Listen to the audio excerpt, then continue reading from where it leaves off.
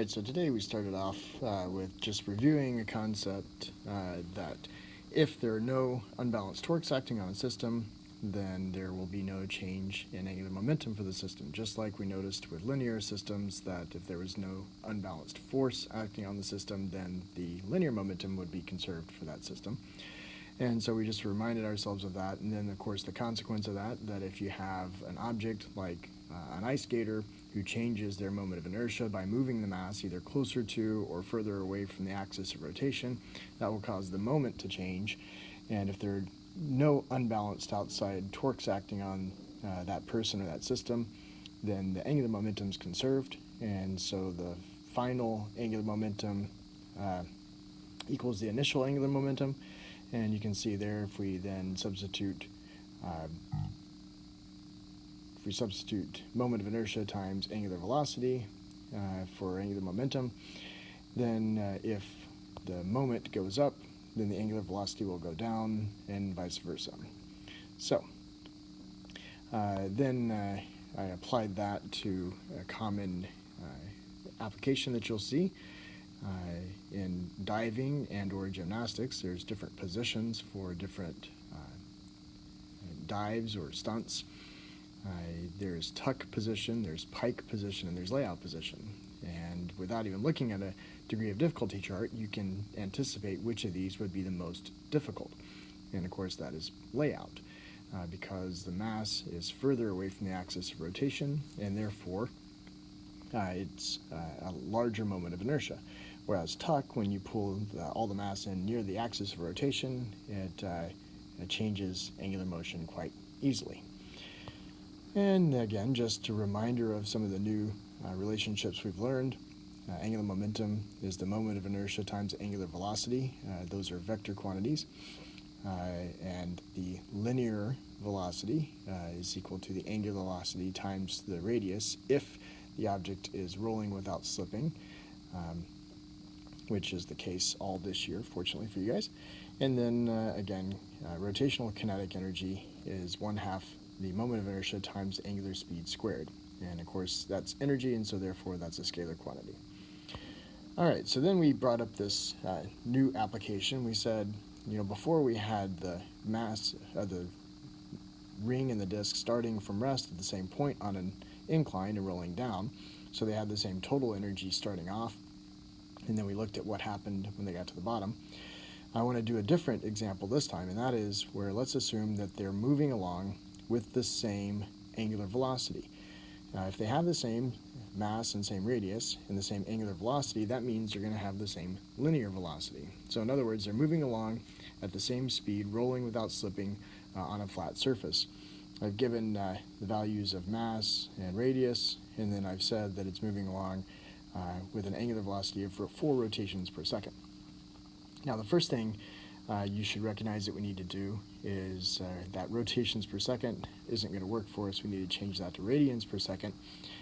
Looking back to chemistry, we can be reminded that we do that by taking one rotation is 2 pi radians, and so therefore it's 8 pi radians. And so the angular velocity is 8 pi radians per second. Well, then to get the angular or the rotational kinetic energy of the disk, I do 1/2 I omega squared for the disk, which has a moment of inertia about its principal axis of 1/2 mr squared, times the angular velocity squared. So 1/2 times 1/2 times 2 times 0.5 squared times 8 pi squared. And just be careful when you're using your calculator there, if you punch in just 8 pi squared, then you'll have to be careful that it's not just going to square pi without squaring the 8. And so make sure you punch it in the quantity 8 pi squared, or find 8 pi and then square that quantity. And then for the hoop then, or the ring, the only difference is it has a different moment of inertia. And so we do 1/2 its moment of inertia, which is mr squared, about the axis. Remember that makes sense to us because all of the mass is at the same distance r from the center. But you don't have to have those memorized. I'll provide those for you, or the College Board will in May. But 1/2 of the mass times the radius squared, again times that angular velocity squared, 8 pi squared, gives you 158 joules. And so notice, even though they're moving at the same speed, because there's so much mass on the outer edges of the ring, it has double the rotational kinetic energy. Now, you might ask, well, what about the translational kinetic energies? Well, with the same mass and the same angular velocity and radius, you can predict that they'll have the same speed. And so, since k trans is 1/2 mv squared, you can predict that they're going to have the same translational kinetic energy, and there's the proof of it.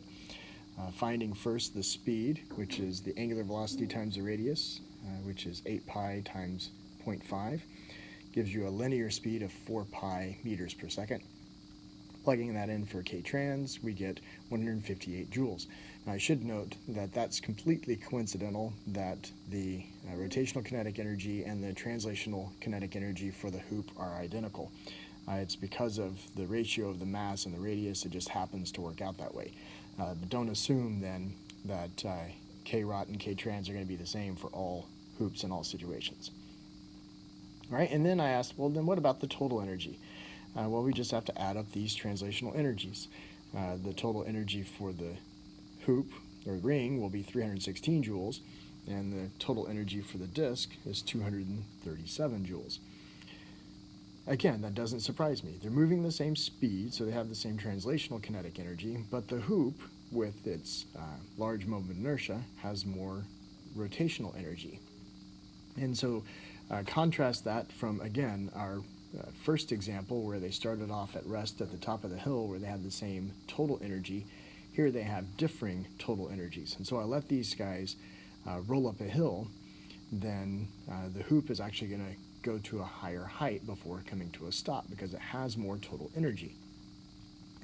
And so again, two very special circumstances, but make sure that you're not confusing the two.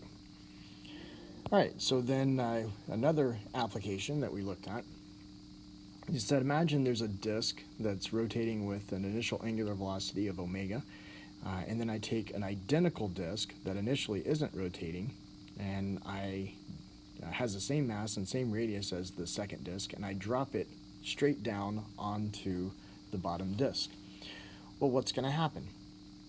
Well, first of all, note that if there are no outside torques acting on this two-disk system, in other words, if whatever the bottom disk was rotating on, if it was like a frictionless pivot point that was allowing it to rotate, then there will be no outside unbalanced torques on this system.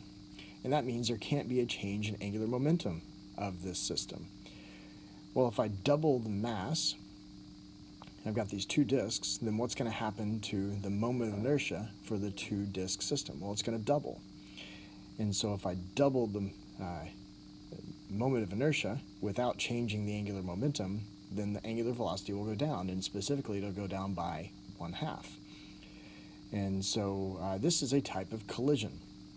Just like we learned with linear collisions, if I have no outside unbalanced forces acting on the system, then the linear momentum will be conserved, and I can predict the final velocity of two objects that become one, like in this case, a perfectly inelastic collision. I can do the same thing with angular momentum. As long as there are no outside net torques acting on the system, then the angular momentum of the system will be conserved. And so if I know what happens to the it's the moment of inertia of the system, then I can predict what then will happen to the angular velocity of the system. And then someone asked, well, then does that mean that the rotational kinetic energy will be the same? And I kind of already gave you a hint to that by telling you that these two objects are going to have the same final velocity. It's going to be a perfectly inelastic collision, and since it's inelastic, we know right away that no, there must be some kinetic energy lost.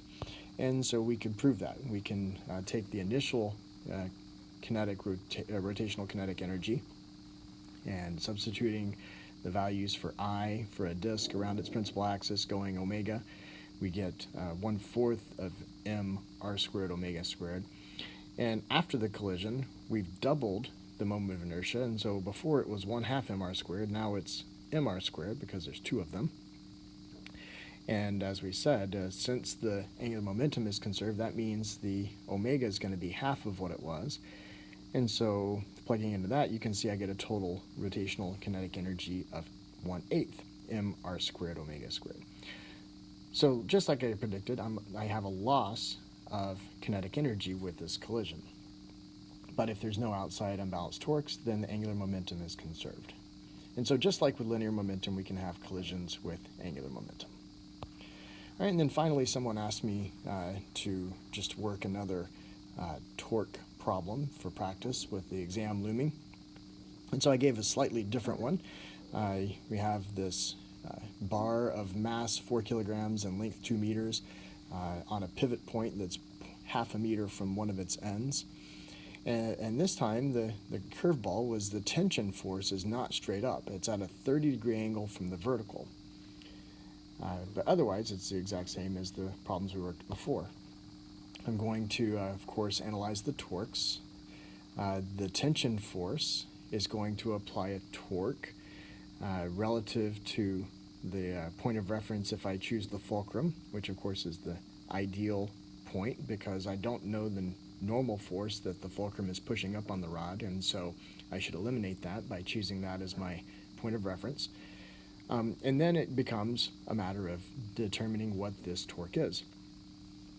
Well, if, as you can see, I've drawn the position vector r from the point of reference to where the force is acting, and then of course the force is the tension force, but then here's the tricky part.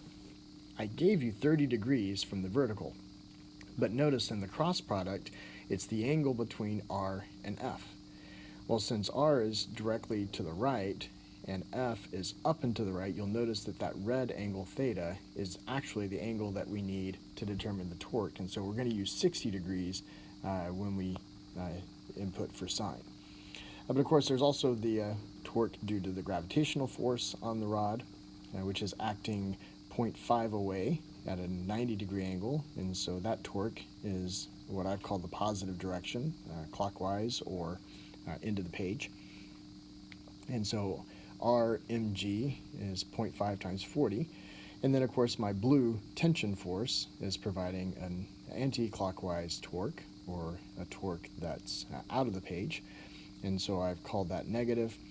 It's a distance r, which is 1.5 from the reference point, and again it's t times sine of 60, which is the angle between r and f. So substituting then and solving, I get a tension force of 15 newtons. All right, so just remember to look over not only all of your old material, but then this rotation. Make sure you can do kinematics. I posted all those conceptual questions and practice problems on Google Classroom, along with keys. So you want to look at those, review old videos, flipping physics videos, just basically everything you can find to be prepared for exam 6. All right, thanks.